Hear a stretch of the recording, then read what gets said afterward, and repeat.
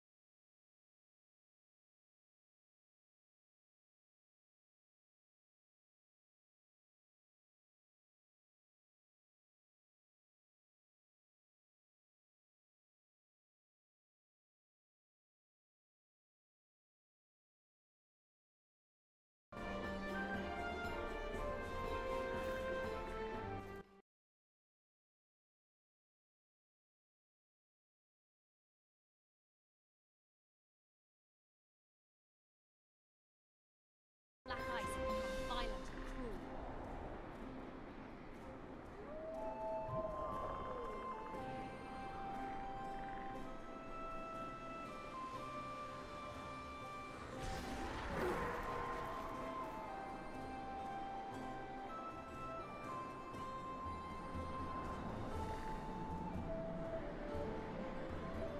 Trolls are eating my folk! Intolerable!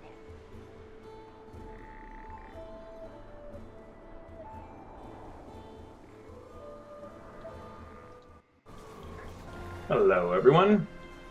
Alright, we are going to do part 2 of our review of the Neverwinter game, the MMO, and how it treats Icewind Dale. And we're going to do this because we're preparing for something pretty cool. It has been announced that there will be an adventure called Icewind Dale, Rime of the Frostmaiden that will come out in September.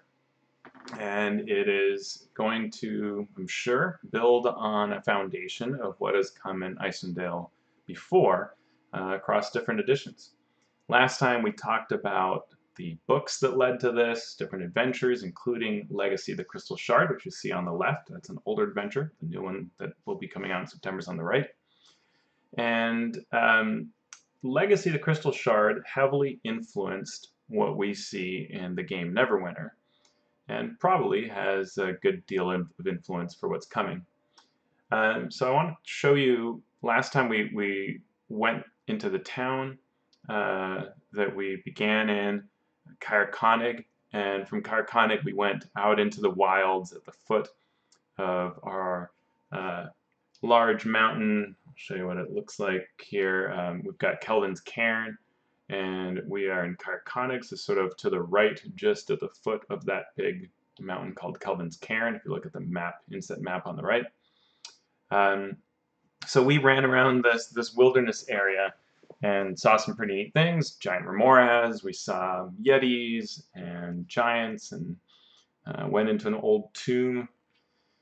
And part of what we showed was how in this adventure, expressed in Neverwinter, we have the return of an ancient evil, character known as Akar Kessell.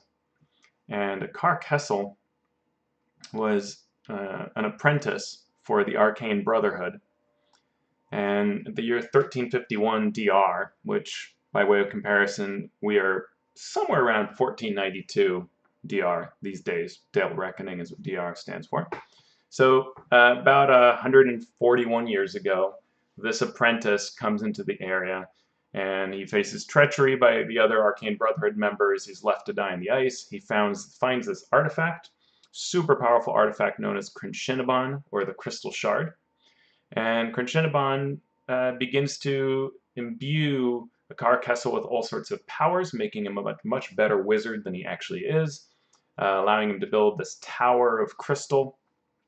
But he is stopped and defeated by the united forces of the 10 Towns, which you see on your map there, and by the heroes of the Companions. The Companions are Driz de Werden, Bruiner Battlehammer, Catti-brie, Wulfgar the Barbarian, Bruenor, Regis the Halfling, they work together to end the threat of Akar Kessell.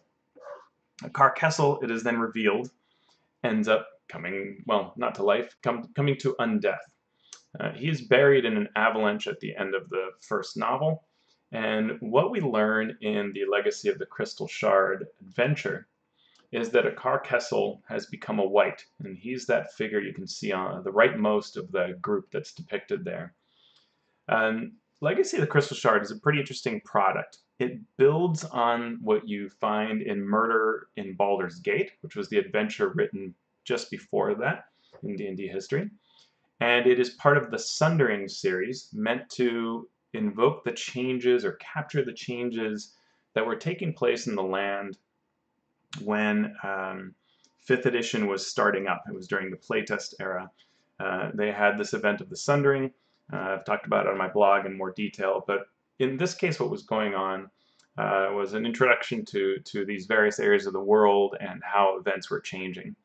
And one of the things that we see here is the approach to adventures also changes and starts having much more open play. This adventure could be played in 3rd edition, or 4th, actually I think 3rd as well, but 3rd edition, 4th edition, and in the playtest version of D&D 5e. And as a result, it's a fairly open adventure that discusses, in many cases, possible groups of combatants you might face, but doesn't prescribe particular attackers or anything like that. And it does, as in Murder in Baldur's Gate, it provides you with more than you can actually accomplish, and does so in a somewhat open format. So the way it works is when you're playing this adventure, you have a choice of 3 paths, and you have enough time to do 2 of them. There are 3 main things that are happening that are all bad, and you'll probably get to stop 2 of them, and then have a final cool battle that sums it all up and makes it feel like you had a good conclusion at the end. The first of the paths is to face off against Auril, also known as the Frostmaiden, Ice Dawn, the Cold Goddess, Frost Sprite Queen, or the Goddess of Winter. So she is a goddess, in fact, and she is very much involved in this frigid area here, since her domain is ice. Auril, the goddess, empowers a barbarian outcast known as Hedrun Arnsfirth. And Hedrun becomes Hedrun the Ice Witch, and she takes over the tribe of the Bear, of the barbarians in the area, and then begins to attack and harry both the 10 towns and the tribe of the Elk. Her goal, and Auril's goal, is to take over Icewind Dale and force worship of Auril, the Frostmaiden. Since we know that the 5e adventure that's going to come out in September is Rime of the Frostmaiden, this seems to apply pretty well. If you go along this track when you're playing the adventure, you can help the barbarian that is sent by the tribe of Elk to the 10 towns to seek aid against these attacks that are taking place. You also are able to stop various animal attacks that are happening against the 10 towns. This leads you to going off to Evermelt. Evermelt is a place that has a hot spring, so it never, or is forever melting, I guess. It's never completely frozen. And there you face off against the Ice Witch, or at least a simulacrum of her, and against a zombified white dragon, the dragon Icing Death, which had been defeated by Wulfgar the Barbarian and Drizzt Do'Urden. So you go off and do this task, and then from there you can follow those forces further, and eventually you end up at the end of the adventure, and we'll talk about that conclusion after we cover the other 2. The second path is to go off against the Arcane Brotherhood. We talked about the Arcane Brotherhood more last time, and also in a previous stream. The Arcane Brotherhood is a group from Luskan, a group of wizards. They want to control the mercantile aspects of the region, and they send a member of theirs named Valish Gant, to infiltrate the 10 towns and become a leader on the council. So he goes into the main city of Bryn Shander. That's here in this central town. If you see that red arrow on the map, it's pointing at Bryn Shander. And so by gaining that control of that critical, the strongest city that they have, he would then cause all sorts of havoc. Um, and it's the hero's job to uncover what Baelish Gant is doing and stop them in time.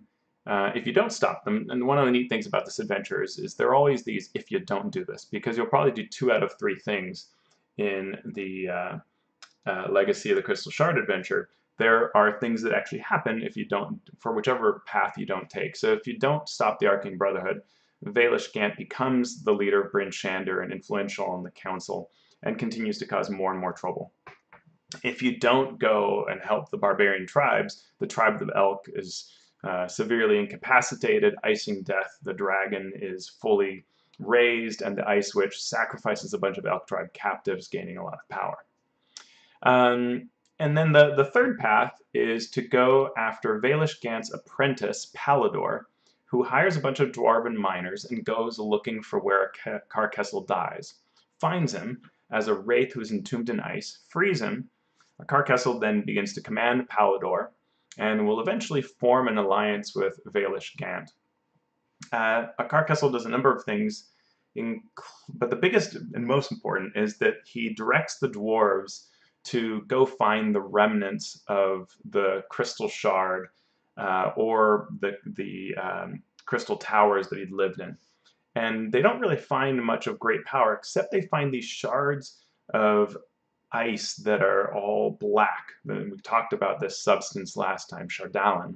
And with chardalyn, while it doesn't have great magical power that can allow him to do what he used to do, he finds that the dwarves start fighting each other over the chardalyn. So he realizes it has this corrupting essence, and he begins to have all of the dwarves mine it, and the dwarves mine more and more of it. And in fact, it seems to even be spreading, like something about having more of chardalyn around the towns causes more of it to be found. Last time we ran around and I showed you what it looks like when you mine the stuff. You can pick away at it as a player and use it to empower your weapons and things like that. If you go to stop Akar Kessell, you end up going to the dwarven mines. You do that with a person that you rode in on a caravan with her. She is a dwarf that's part of the Hammerstone clan, related to Beric, which is the first dwarf that finds the stuff and mines most of it. And you also can help Beric. We saw him in the town last time. And we'll look at the game very soon, but just one last thing, that if you don't stop Akar Kessell in the mines and force him, he ends up fleeing if you do help, but if you don't, he creates more and more zombies that go after, that are tainted with the chardalyn and who spread out across the region. Most of the dwarves that work for the Hammerstone and for Stokey Silverstream are defeated, and there's only a small remnant left. And what's kind of interesting is that that's actually, that failure condition, or the you didn't do this path condition, is actually what happens in the game. So let's take a look inside the game. We're not going to go away. So here we are in Caer we were here last time. And if you recall, mouse up here, we went through the town and we looked at this part called the Black Ice Forge. And there is Beric Hammerstone. So he's the dwarf who first starts mining this stuff. And in this version of this tale, the Neverwinter take on things, he creates a black ice forge in the center of town. What actually happens in the adventure, Legacy Crystal Shard, is that the dwarves split up across the what's called Dwarven Valley, and it really looks like a long valley. Well, they've done a different take on things here, and actually I think it works quite well. In fact, it's maybe even more compelling the way that the Neverwinter team did this. So here's our map of the 10 towns inside the game. Last time we ran around Icewind Pass near Kelvin's Cairn. Now we're going to the Dwarven Valley, which is theoretically sort of somewhere in here. There's this long valley, but we'll see it's a bit made bigger here, more of a complex area. And so what's going on here is that the dwarves used to all be here united as one. Now they've separated into 2 different groups. And the groups that are good are being harried either directly by the dwarves who are corrupted and their minds are sort of completely clouded by the chardalyn influence, or it's evil things that Akar Kessell has recruited. This isn't really part of the adventure. but it's a nice aspect that's added to give you more to fight than just dwarves. You certainly can go up against corrupted dwarves, but it's not all there is. You can see here there are lots of trolls. Defeat the Hammerstone Dwarf Ravens. And the troll... Oh, and there's also... so here you can see some corrupted Hammerstone dwarves. We can do a small heroic encounter just for fun. So they are raiding equipment here, and let's see, they're pretty hardy dwarves, and they attack you with hammers. The hammers send you flying back, and they'll jump onto you and send you flying. You see how they threw me back that way. So these are all corrupted dwarves. I'm going invisible here. Too banged up. And there are lots of quests that reflect this. I'm doing a little miniature heroic encounter, but there are a number of encounters where you face off against the dwarves in different ways and try to win back terrain and resources for the good dwarves. And again, this is kind of the failure condition of the adventure in that they are very hurt. There are very few of the good dwarves left, so it's almost all entirely the bad dwarves. You can see I picked up some picks. I can later use those to jam the devices on where they're mining. And so this zone, if we look at the map here, it's divided into several different regions that are kind of fun. So up here, there are a bunch of dwarves who are mining and doing other things like that. And there's a huge player versus player zone here in red. So again, we talked about this last time, but this was the first time that PvP was really fleshed out in the game. And so there are a number of capture the flag type games you can play in this area to the left. We have a bunch of trolls down here and some more over this way, more mining areas. There's a big kind of cool temple here in the entrance to the mines where the Hammerstone Queen is directing activities. She doesn't actually exist in the adventures. It's kind of a nice addition. We have some more mining here. This is all troll areas, and then this whole area down here is full of undead.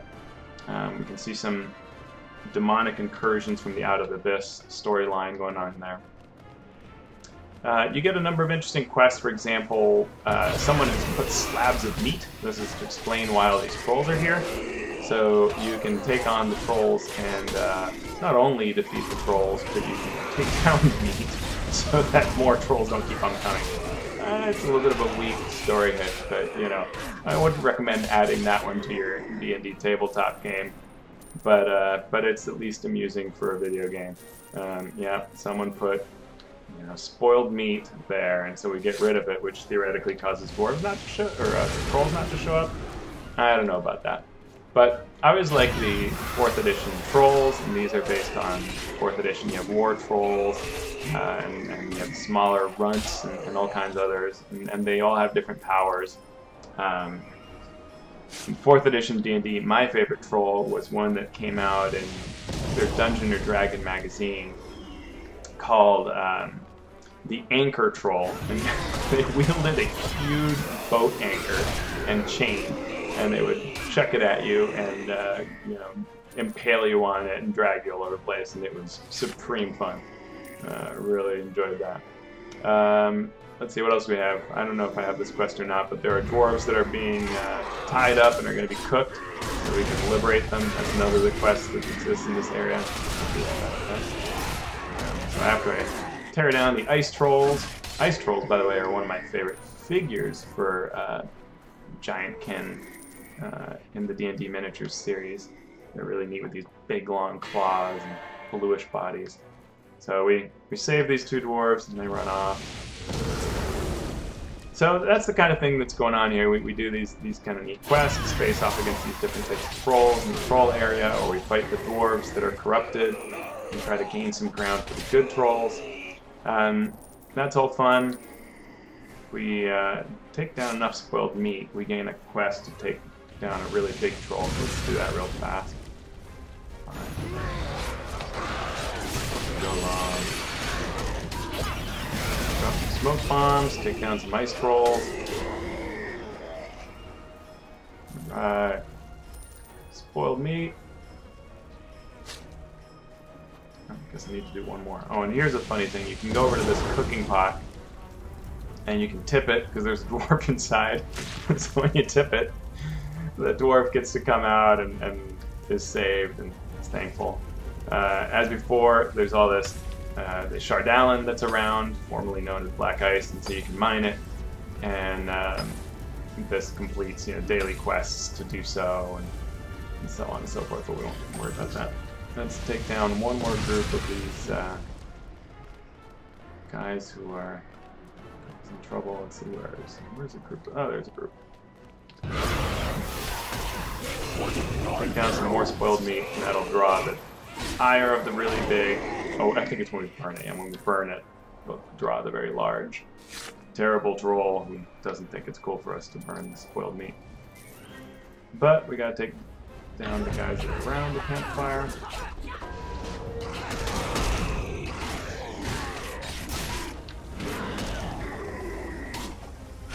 I like little question marks. That means you can't see me because I'm stealthed. These guys don't see me. I like the little Wolverine claw action they do. Flex their claws like they're making them bigger or something. So we're gonna burn this, and that causes the big, huge troll to come out.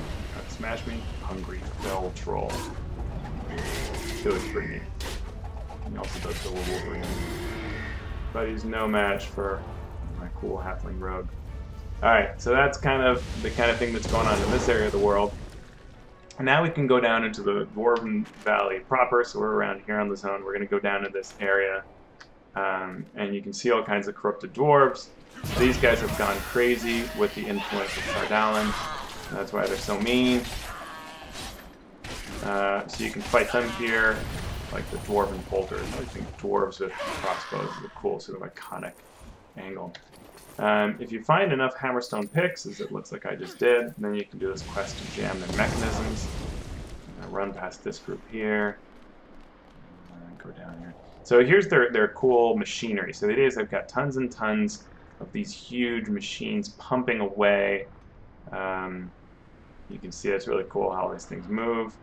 Can't interact with any of it, which is exactly what your characters would want to do if they could. It's like there's a big heroic encounter here, but I'm not going to mess with that as an individual. So more people I would. Here's another case. They're bad dwarves who have locked up good dwarves.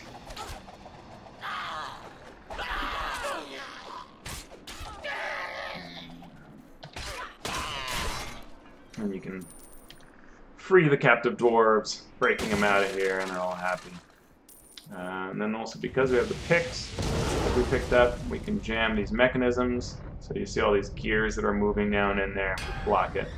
The reason I mention all these quests is because when we're thinking about, I didn't like that I did that. When we're thinking about these things, one of the things I like to think about when I'm playing the game is, how can I use this in my tabletop game? And I think it's kind of fun to have things that lead into each other. Like you find a bunch of their gear. It doesn't have to be something as simple as picks. It could be big wrenches or something like that, and you realize hey, they've got this machinery they're using. We could mess that up and weaken them so that they can't do all these bad things to us, or can't mine the chardalyn. Right, that would stop them from doing these terrible things. That's good stuff. That kind of quest is fun. Some jamming mechanisms. And sometimes when you jam a mechanism, I'm a big fan of dwarves and all kinds of D&D. I like playing dwarf characters and using them, and stories like that. Fighting, this one's doing that. Okay, let's go see. Rescue prospectors from Hammerstone dwarves. Oh yeah, looks like people are fighting this group, so we'll join in the fun. Take the battle of Stonehammer. Got the daily power. Some of the bat swarm. All the fun stuff. Ooh, that hurt. What? Ow. Drop it. Ooh.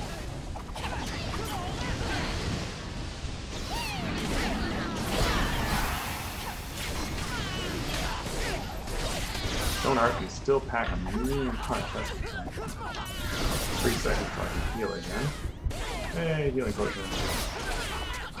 Not enough. But we did it. Thanks to a much stronger player. completed a major event there. Got the sweet griffin mount. Alright, so yeah, so we just looked at a number of these areas where the dwarves are. Let's go take a look. We can keep jamming mechanisms and all that, but we don't really need to. It's fun to look at what they look like.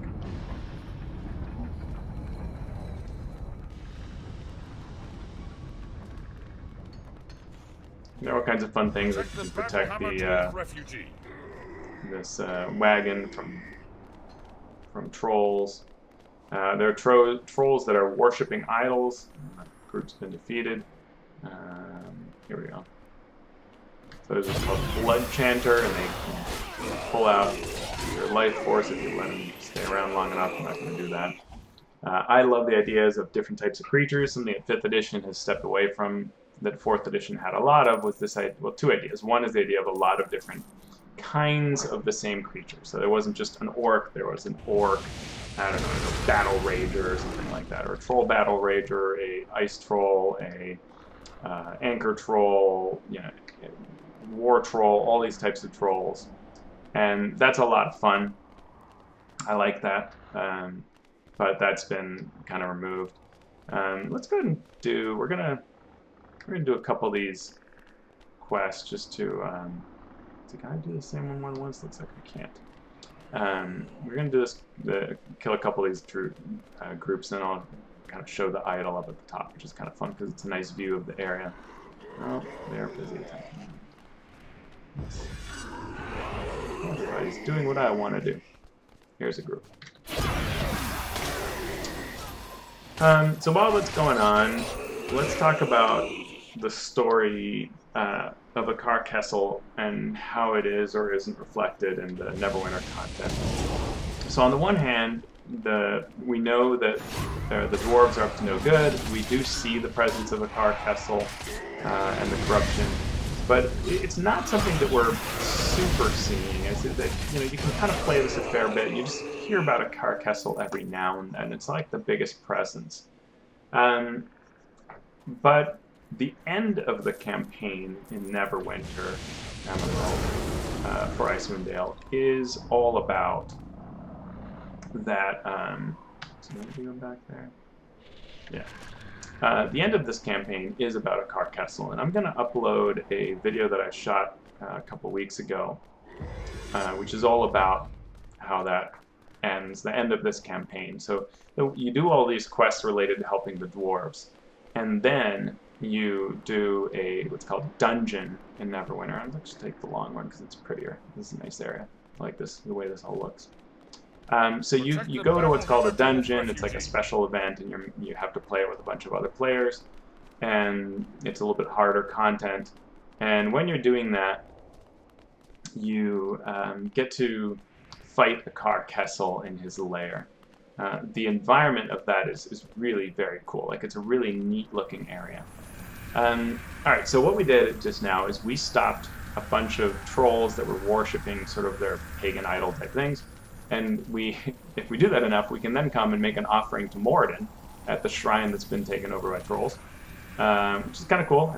It's kind of neat. I don't exactly buy into that story consequence mix, but the concept of kind of, you know, I think it's always a really neat concept to sort of say, hey, here's this corrupting influence, let's go back and restore the good shrine. Like, that's a kind of cool way to do things. So I like that part of it. And this is also a neat view that lets you, from up here at the top of this dwarven fortress, take a look out at the different lands.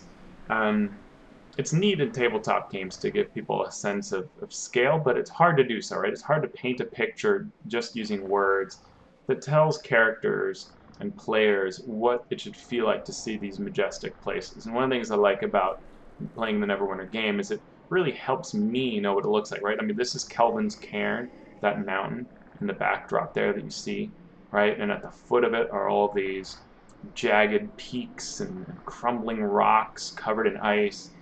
You have these dwarven battlements that are built into the side, and then these huge bridges and steps, but it's all covered in snow, so you can't appreciate all of it.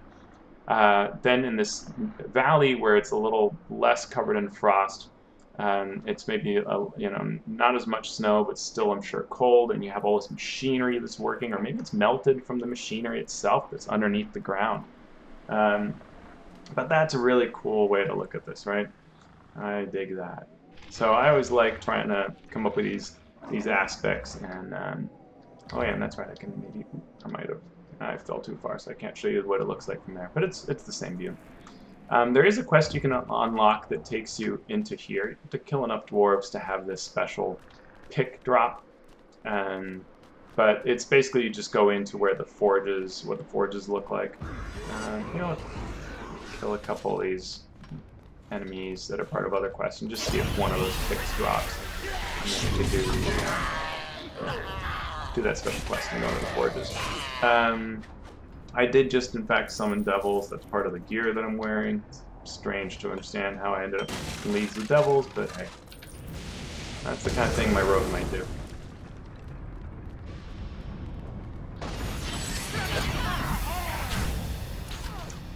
In general, I really like the art here. I like the details they have around the mine carts and the census scale here, how much is going on. There's a lot that's really cool that they did here. No Hammerstone Queen rocket. Oop, more dwarves.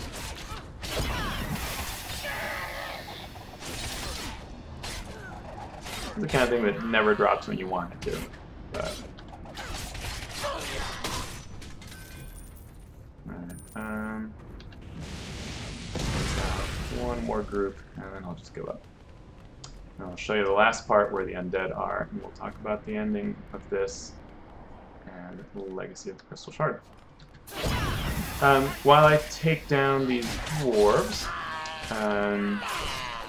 so we mentioned that in Legacy of the Crystal Shard everything has a sort of failure condition if you don't tackle it, and regardless of which path you take, at the end it all leads to taking on the Frost Witch, who's representing Oral, and Akar Kessell.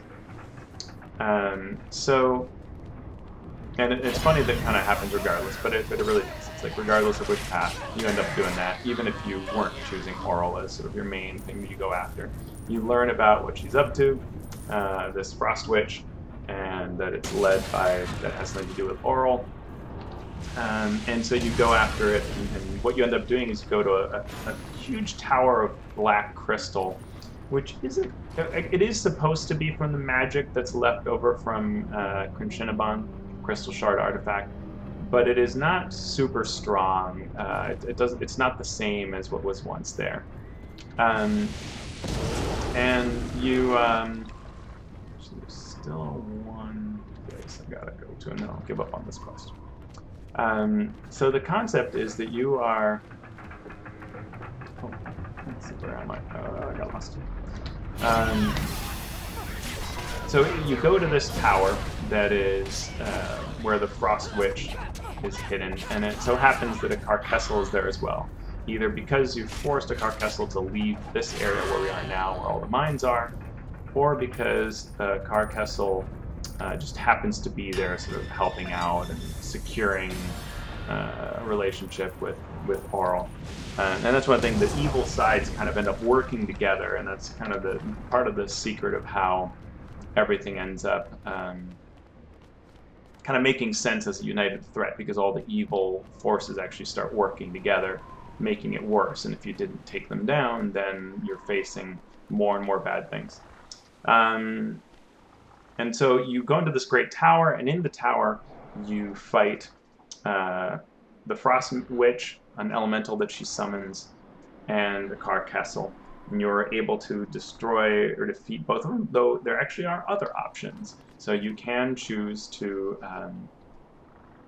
explain to her, kind of get her to see the light of things, and she can go back to her barbarian tribe and actually renounce her quest and what she's doing with Oral, which I think is really kind of neat. As we get into the wilds area here, we're going to see a lot of undead. We also have crag cats, so this is something that you hear about in the Icewind Dale novels. They pounce on you, and when this content first came out, these crag cats were really quite brutal. A a lot of us did run away from these crag cats. Now that we've been to other areas that are much stronger, they're not as bad. There are also some sleepwalkers, which is kind of cool. So these undead are taking a person from the 10 towns and leading them to be turned into undead or something like that. So you can wake them from their slumber, and then they realize, like, oh, I shouldn't do that. You have wights that are summoning spells, and you can fight them. Oh, I got turned to ice. There are a number of undead that can turn you to ice, and they are worshipping at these sites that you can, these old dwarven cairns, and you can make them good again and protect them against their evil influences. It's part of a quest. Kelemvor's symbol appears above them, which I think is a neat touch. Neverwinter is very good about the lore. There are skeletal grave hounds, kind of fun. I'm usually murdering these things quite quickly, especially when someone helps. There are demonic incursions. We've seen this before, where you can see how the out of abyss element represents itself with these portals that open up. But let's take a look here. What's kind of cool. So there are all these old dwarven battlements and siege weapons that are left here from these wars. This is also supposed to kind of capture the PvP element. You see some more grave hounds and wights. Crag cats, I love. They're like the saber-toothed tiger type things. Let's see where else. Let's go. Oh, I think someone's already killing the wights I wanted to kill. No. Good. We'll hallow another. Oh, wait. Another area here. But yeah, it's nicely done how they have these cairns, the symbol of Kelemvor, the ancient remains of dwarven battles, the chardalyn deposits that you can find, clogged mine entrances and things like that. Some really neat aspects to this.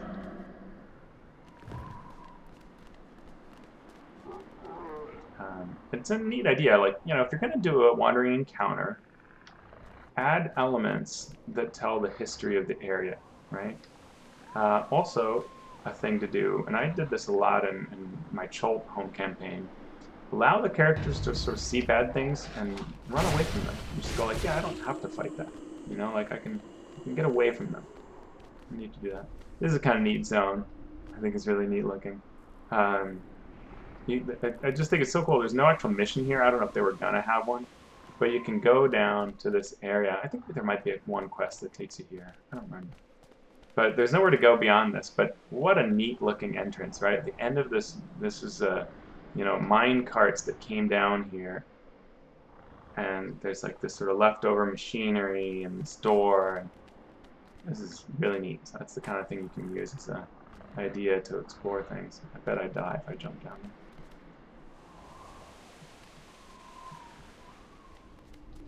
Really cool. You know, gears left there, right? These are neat things to put into encounters when you're bringing some zone to life, right? You're creating some area, like, oh, this is the area where all the dwarves used to work. Well, then add these pieces, right? Add this kind of work, craftsmanship that's in the area, remainder of pieces. Like, that's really neat. Neverwinter Group does a good job of this, and it shows you that sort of video game mentality can have. That's really neat.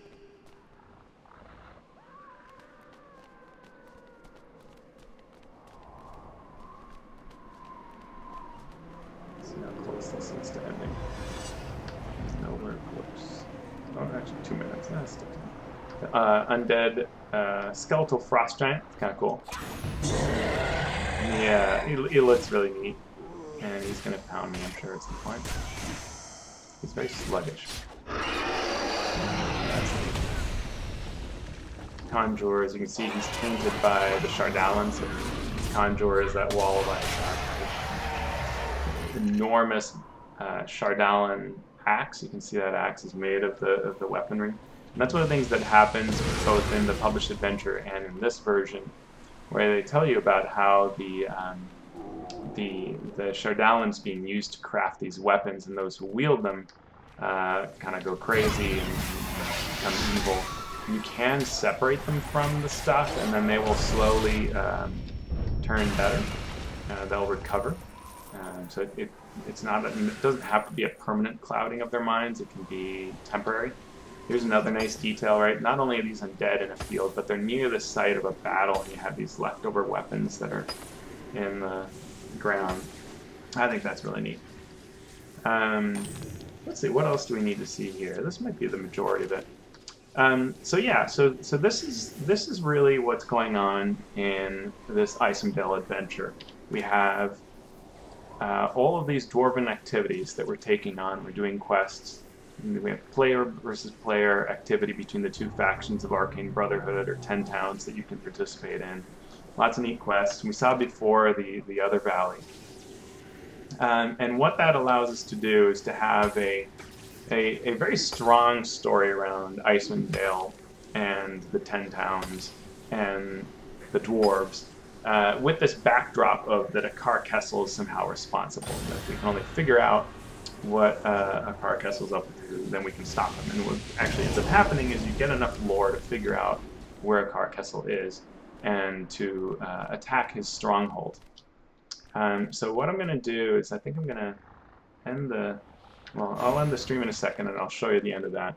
But let's take a quick look at the map. I'm going to go to the town first, so that nothing is attacking me.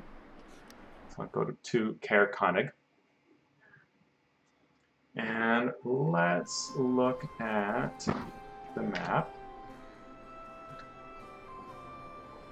And Icewind Dale. So what we can see here is we explored the Dwarven Valley and Icewind Pass. In a previous stream, we talked about this area. So Icewind Dale has been expanded twice by Neverwinter. This was the original area that it took place, and then they expanded the story to include the Storm King's Thunder campaign, and they chose to do that solely based in the frozen areas. And it kind of parallels somewhat the story that's in Storm King's Thunder, but it revolves around the Ring of Winter, and it showcases how the dwarves actually have the Ring of Winter, which makes it really kind of neat. And that lets us explore the towns of Lonelywood and Bryn Shander. It also lets us go to this area they call Cold Run, that's on the sea of, on the shore of the Sea of Moving Ice, and then the Sea of Moving Ice itself. Interestingly, in the Legacy of the Crystal Shard adventure, the lair of the Frost Witch is an island kind of like this.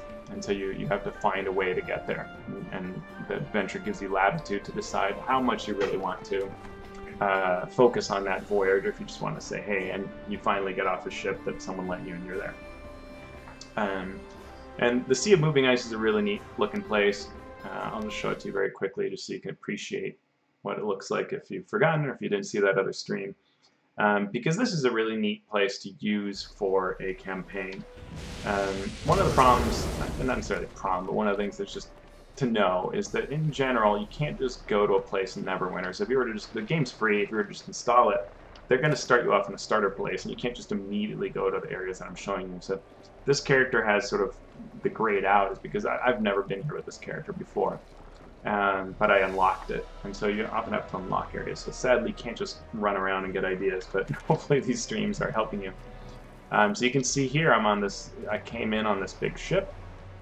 Looks like a sort of Viking longship type of thing, and I can come here and I'm working with the barbarians, and this is what the Sea of Ice looks like, right? It's got these sort of, I guess the moats are an illusion that's hiding our base, but you can see what it looks like to have all these floating icebergs everywhere, and you explore all these different islands that are scattered around the Sea of Moving Ice, and there's a whole quest here related to what the frost giants are trying to do.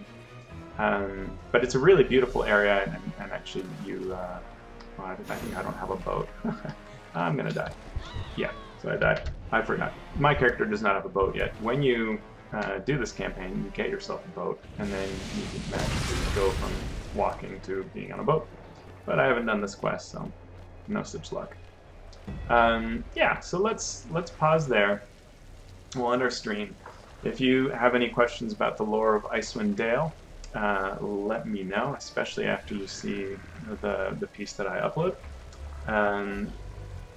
If you would like to support my work, that would be amazing. I have a number of products that you can find on the DM's Guild, dmsguild.com, and you can see all the things that I've worked in, including free things for other companies, all at alphastream.org, my blog. And I will, after I stop this stream, I'm going to upload another stream recorded previously that shows you the very end of the Icewind Dale campaign. This takes you into Akar Kessell's fortress and ends the threat of Akar Kessell the White. It's not particularly inspired by Legacy of the Crystal Shard. It's really kind of its own thing, and it's pretty cool. So I hope you enjoyed this stream and that you enjoyed that part as well. I'll see you all next time.